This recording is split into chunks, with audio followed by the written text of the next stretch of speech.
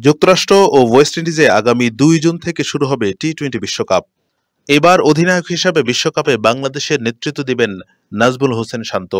এই বিষয়ে তার উপলব্ধি, প্রত্যেক ক্রিকেটারেরই স্বপ্ন থাকে দেশের হয়ে প্রতিনিধিত্ব করা।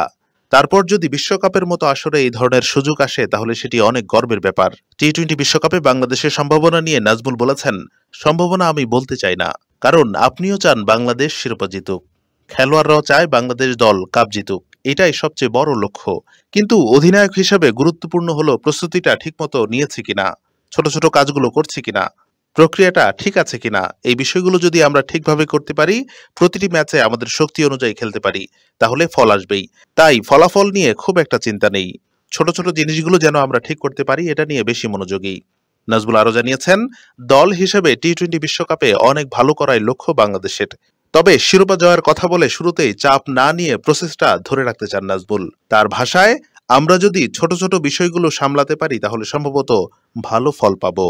ডালাসে আগামী ৮ই জুন শ্রীলঙ্কার মুখোমুখি হয়ে টি-২০ বিশ্বকাপ অভিযান শুরু করবে বাংলাদেশ।